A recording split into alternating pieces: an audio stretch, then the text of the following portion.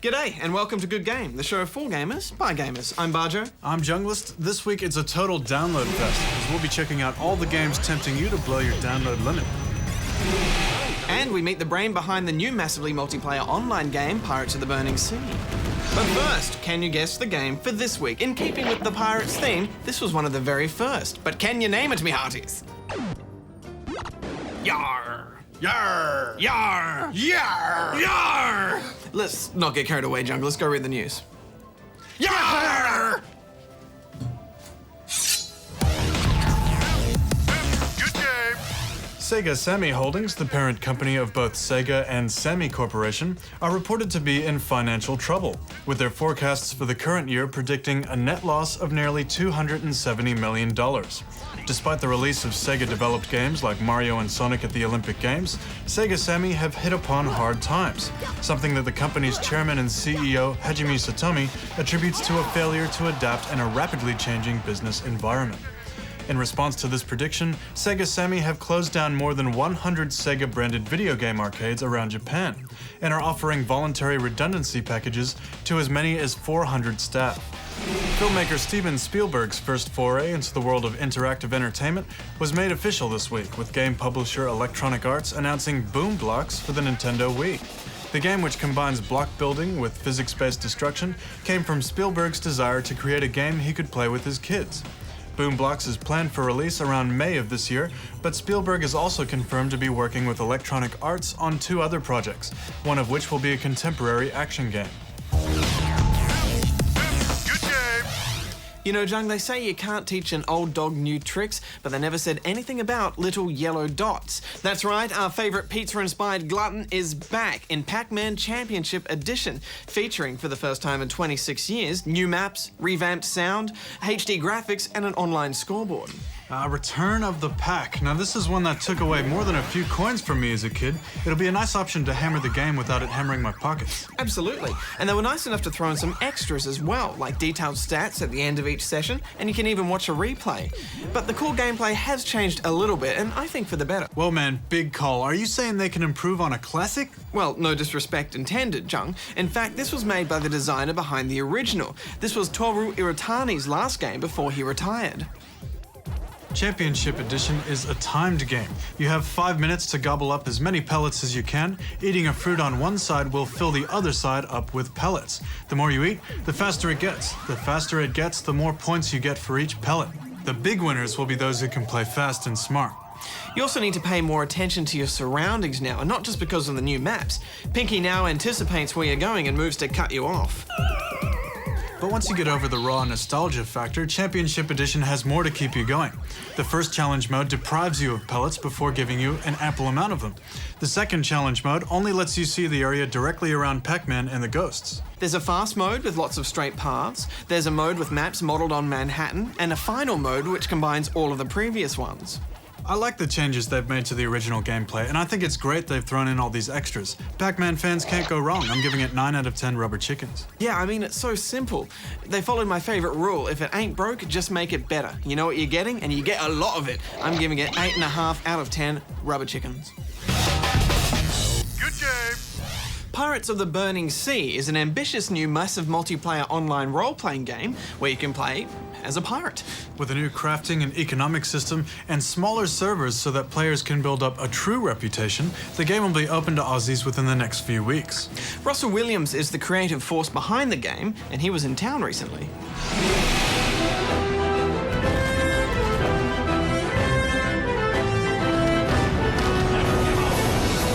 Russell Williams from Flying Lab Software, thanks for joining us on Good Game. How are you? Fine, how are you? I'm doing good. So the idea of an MMO mixed with the Pirates universe, someone had to do it. How long has it been in planning? 2002, and a lot of people say, yeah, Pirate MMO, no brainer. Let me tell you what, it took a little bit more back in 2002 before the Pirates of the Caribbean films came out. We wanted a environment that brought the economy and the players who wanted the conflict with the other players and the players who just want to do their own thing together into a national discussion. And that came down to the Caribbean, 1720, because in that setting, the combat was driven by the economy. And so it creates a system that feeds into itself so that all the players are part of more of a communal whole instead of just people all doing their own thing. History is a fantastic tool because it lets us create amazing stories with a lot of details that just come naturally from doing the research of the time. But it's a tool for us, it's not a cage. So there's also so many great pirate legends and stories and amazing tales, and so we have that as well. The fact is, pirates never really bury treasure, but of course we're going to have buried treasure in the game. What key things do you think might make people come across from other MMOs? This is not just another Elves and Dwarves game that has the exact same gameplay that you've experienced 1,000 times already. We have fantastic, really deep ship combat system that people just love, and yet it's very accessible. It's very easy for people to get in. It's just AWSD key and the spacebar to fire your cannons. And then once you learn how to do that, you find there's this entire world of how you actually fight those ships and maneuver the ships and take advantage of your enemy's weaknesses that people really grok and love. And the fact is that our PvP involves real-world terrain changing hands. And that's something that the PvP guys just love because it gives meaning and context to their fights. And the fact that the economy, our players build everything in the game, all the way from bandages to cannonballs to the 104-gun ship of the line. Let's talk more about the PvP side of things, because I understand you can actually take over all the towns. What do you think is good and bad about that? Well, it's good in that people have a sense of victory, and it's bad in that someone says, hey, come on and play on my server, and you show up and it's like, oh, Spain won. I kind of wanted to play British. Well, tough luck for you. That's why we have a server victory. So when one nation takes over the Caribbean, we actually have a celebration period. We give special bonuses to all of the players of that nation, and then we reset control of the ports and start it over again. We treat it sort of like the seasons of a sporting league. Well, the fact is, there's no question that pirates are the most popular of our classes. We knew that coming out of the gate. And that's followed closely by the British, and then the French and the Spanish split up the rest. And the fact is, we've developed all sorts of different game controls and balancing mechanisms so that you can have one side be double or triple the size of the other, and yet the smaller population still provide an effective fighting response against the larger population. In fact, what we found is that the community that organizes itself the best does the best. How much of Pirates is grinding? Really, not a lot of it. The thing is that we provided a very deep and interesting tactical combat system, and the fact is that combat system is fun pretty much every single time. And that's why we spent so much time prototyping and designing that combat system. We have what we call the first ship dungeon that's designed for 6 people to come in. It's sort of like raid-style content that you've seen in other games, but instead of waiting for 40 players to get together, which takes for freaking ever as one player wanders off and says, hey, it'll be 20 minutes, I'm gonna play a mission. No, stay here, wait for everybody. Getting 6 people to play together is a lot easier for most people to do. Where have you drawn the line in Pirates between good graphics and playing on mid-range computers? Our 24 versus 24 ship battles, because I'd love it to be 48 versus 48 ship battles. We've done a lot of optimization work to make us run on older generation cards. We really wanted to bring the beauty of the era and the setting through, because when you've got something like the Caribbean and the amazing sunsets and skylines and that gorgeous water, you really want to bring that to life and the fidelity it deserves. Tell us more about the abilities for the audience to craft their own items and have them included in the game. Well, a lot of games, crafting is really a process of how much can you click on a mouse. Or they get a little bird with that water to come down and hit the button for them all the time. And we decided that instead of that approach, we wanted you to be a captain of industry. How do you build a 104-gun ship of the line? It is hundreds of different items that you have to create and then combine together into creating all the way from cotton to sails. And you keep going into more sophisticated combinations until finally you can build the biggest structures in the game. The other thing that you can do if you're really into it is you can actually model and create a ship in the game. We were originally going to have 22 ships that we created ourselves in the game, and we opened up the shipbuilding program for people who would build these ships in Maya and submit them to us, and now we have over 60. And the fact is, the users make better ships than we do. We have one called the Oliphant that is just absolutely gorgeous. It was made by a woman who had no previous 3D modeling experience, but spent 4 months on it as a labor of love.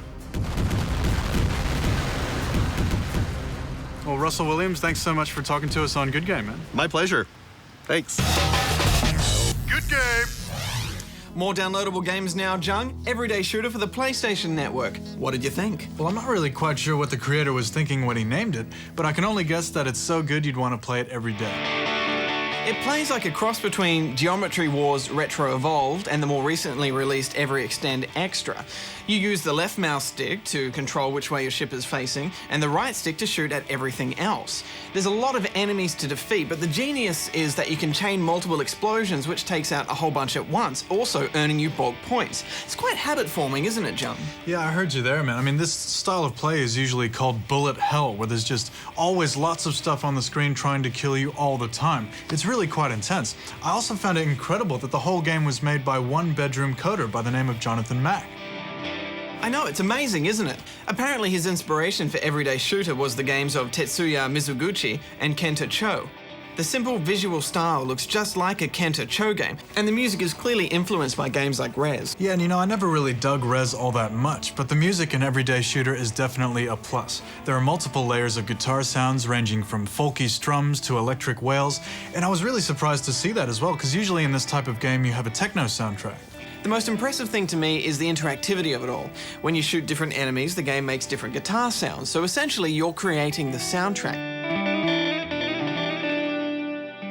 There's also a different theme for each level, and that was a nice touch. Actually, I would have liked a few more levels. There are only 8 in total, and I know the game's not about getting to the end, it's about getting the highest score, but still, I would have preferred more. If there's one criticism from me, it's that it's another top-down shooter like Geometry Wars or Super Stardust HD, or Asteroids even. I agree, there's been a lot of similar games released lately, but is that a bad thing? Don't get me wrong, I don't think it's just another clone, but I'm worried this whole genre is just getting a little bit oversaturated, especially in the downloadable networks. Well, saturated or not, I still think this is the best thing on the PlayStation Network so far. It's simple, but you can play it over and over, and the interactive guitar soundtrack really does it for me. I'm giving it 8 out of 10 rubber chickens. Well, I'm not convinced it's the absolute best on the PlayStation Network, but I still had a lot of fun with it. I'm giving it 7 out of 10. Good game.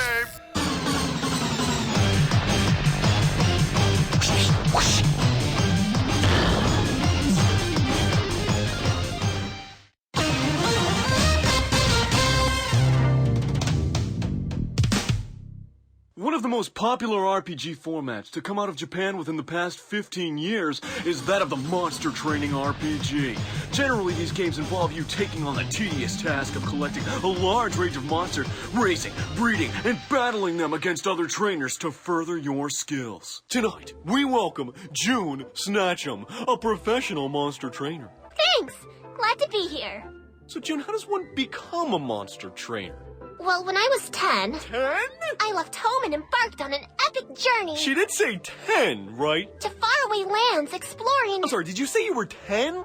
Well, I'm 13 now. Well, it's just that I was told you traveled around the world. Yes? Age 10. Yes. On your own? What? No! I'm joined by other trainers along the way. And they are...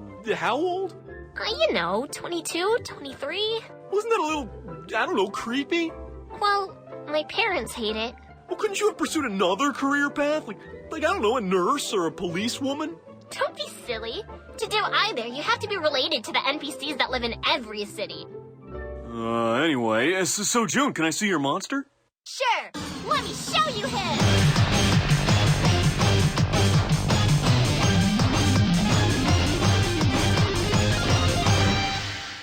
Richard, meet Quaidar.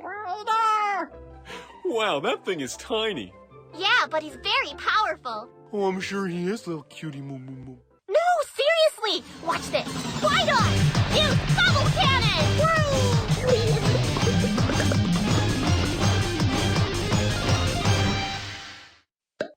And that attack is supposed to hurt people? Are you kidding me? If that got in your eyes, think of how much the detergent would sting. You feed him detergent? Well, yeah. How else did you think he'd be able to shoot bubbles from his mouth? What are you, an idiot?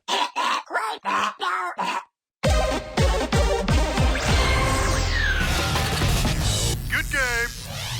You know, Badge, it's not every day you get to be the guiding spirit of a feudal tribe of little spots, but thankfully Patapon comes out for the PSP in a couple of days. Now, it's not a downloadable game, but it is another one of those games that combine musical elements with the gameplay. It's from the makers of Loco Roco, and without your help, the little Patapons would surely perish. As the Almighty, it's up to you to send them into battle, hunt for food, and eventually lead them to the Promised Land. But the Patapons don't listen to words. They only understand drums. Using 4 different drums represented by the 4 different PSP buttons, your different rhythms will have different effects. Through a steady difficulty curve, you'll first learn the ability to make them move forward, and secondly, the attack rhythm, and so on. As you progress, you'll go up against harder enemies. You'll also be able to create new Patapon units and equip them with better gear. However, the interface wasn't explained, and with a lack of a tutorial, you're kind of left trying to figure it out yourself. You're given both visual and audio cues for when to hit the drums. If you don't miss a beat for 10 rhythms, your little Patapons can work themselves into a battle frenzy. Needless to say, this is a good thing. It's also pretty forgiving with the timing, but the visual cues flash a fraction of a second after the audio cues, which is a bit off-putting. Jung, I found this game to be really cute, and I can see myself playing a lot of it. But the funny thing is, it's made by the Loco Roco guy, and I hate Loco Roco, but I love this. I agree, Badge, but you know, there are over 30 levels in the game, all of them directly linear as you attack, move forward, fall back, defend. Don't you think with over 30 levels it might get a bit samey? Well, maybe. It certainly didn't happen to me while I was playing it. In fact, I caught myself a few times bobbing to the beat. Final thoughts then? It's not just a kid's game, it's more of a quirky, fun title that you want to try before you buy. I'm going to give it 8 out of 10. Infinitely cute and very original, but with some samey gameplay. I also really liked how the Patapons give you tips if you're stuck, or sometimes just say amusing things. I'm giving it 7 out of 10 rubber chickens.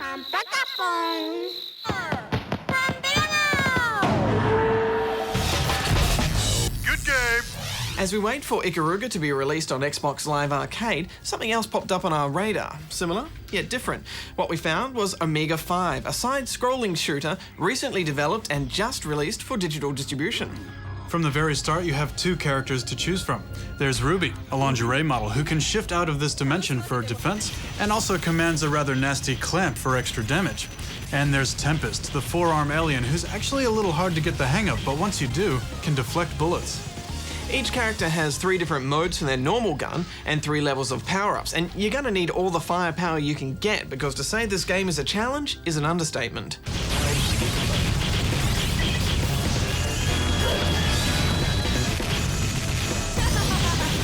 But not only is it challenging in a good way, the enemies are inventive and the giant bosses are a lot of fun. It kept on throwing stuff at me that I've never seen in a game before, not just the genre, but full stop. I think it's definitely one for the hardcore gamer though, Jump. Oh yeah, definitely. And just when I thought the game might be a little too hard for most people, it rewarded me with extra maximum credits just for playing the game for a while. And I didn't really like this, you know? I mean, games that reward you for time rather than skill are starting to be a bit of a pet peeve for me.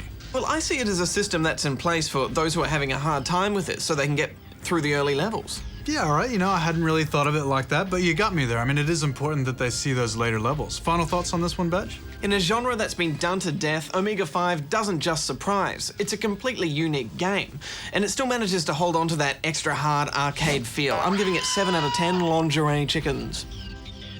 Omega 5 shows how some HD graphics, new ideas, and an online scoreboard can really shake a genre up. For side-scrolling shooter fans, I can easily recommend this one. I'm giving it 8.5 out of 10 English chickens. Stage 1, the Glacial Fortress. Good game. As every gamer knows, there's nothing quite as satisfying as competing against the rest of the world in the game of your choice, and owning them all like the noobs they are. Online multiplayer has become a cornerstone of the games industry, and although it may seem like a relatively new invention, if you want to see where it all began, you have to look back a pretty long way. But to do that, we'll need to do this.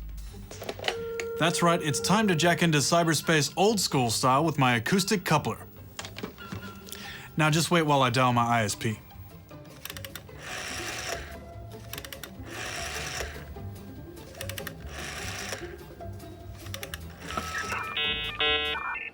It all started with Space War.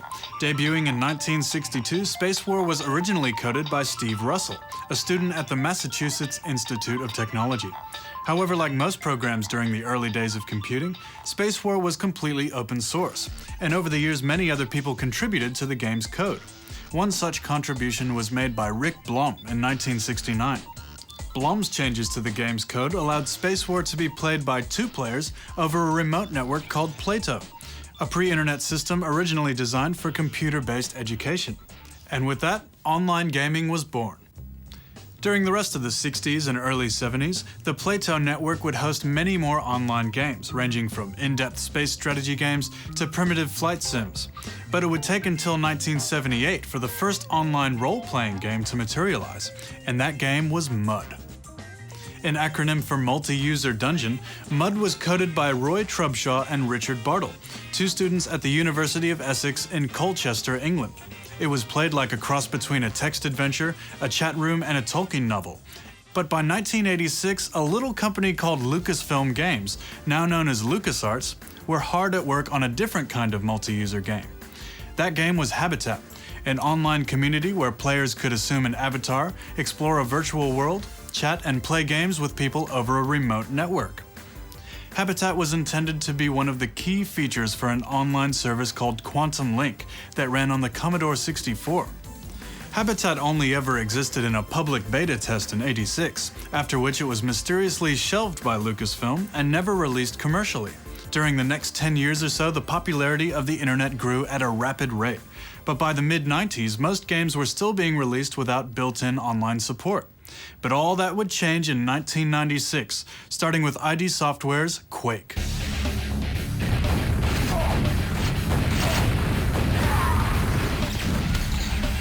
Quake wasn't just the first modern computer game to feature online play straight out of the box, but it was also a phenomenon in its own right, attracting players by the thousands with its fast-paced, fragtastic first-person shooting gameplay. 1996 also saw the release of Meridian 59, the world's first graphical, massively multiplayer online role-playing game, or MMORPG.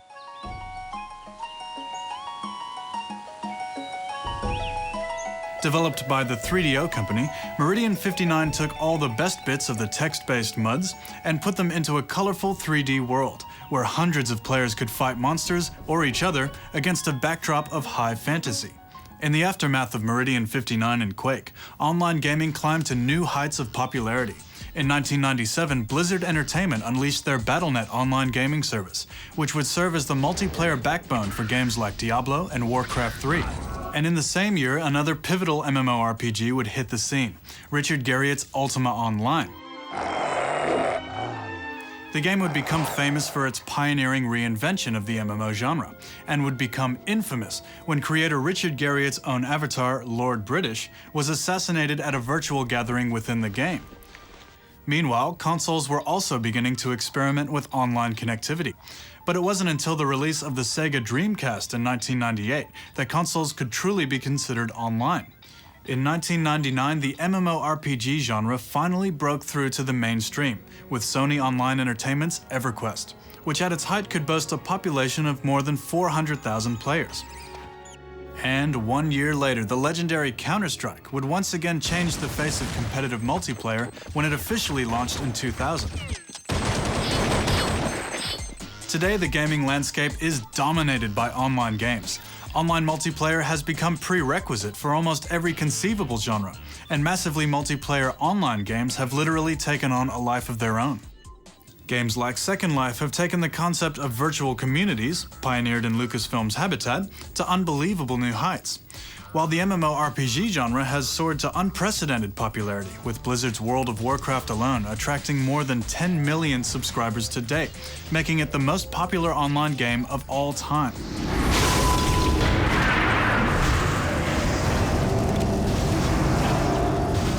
Consoles too have got in on the action, with services like Xbox Live and the PlayStation Network making online play the standard no matter what platform you play on.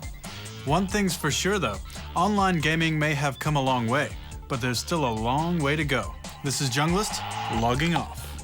Good game. Next up in the download queue is Audiosurf for PC, distributed by Valve over the Steam network. It's another musical adaptation game which builds a track and sets the race theme and speed according to the song that you select to race with. Think R-Type meets Screensaver meets Guitar Hero meets Columns. It also comes packaged with the Orange Box soundtrack. There's nothing like grooving to your own music and interacting with it at the same time. There are 3 difficulty settings and 11 characters to choose from, each with their own abilities, such as pushing blocks or moving blocks or jumping over blocks. But you can customize the game to your own playstyle, so you can sit back, chillax, and free ride to some beach music, or you can go nuts with some techno and really stress yourself out. You get points by lining up colours. You can then compare these online in global and local leaderboards. There's also a co-op mode as well, but Jung, I found it didn't really hold my attention for that long. I'm giving it 7 out of 10. Well, it mixes 2 of my favorite things. I love putting on some drum and bass, and I love games. I'm giving it 7 out of 10 as well. Good game.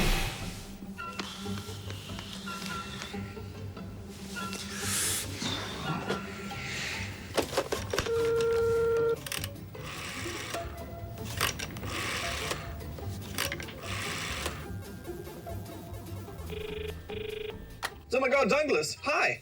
Dude, it's time to end the show. Where are you? I'm in San Francisco. Well, how did you get there so fast? Epic flying mount for the win, Jung. So, gamers, did you guess the game for this week?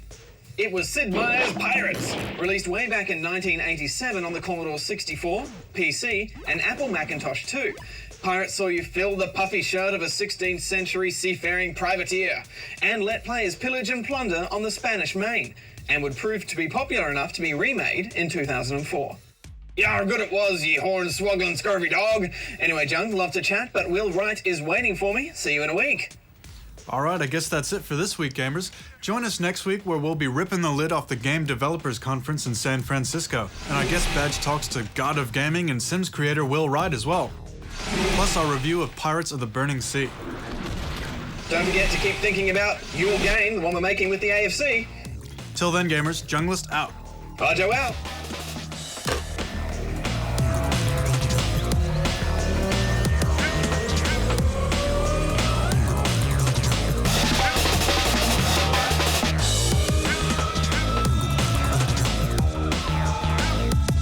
Good game.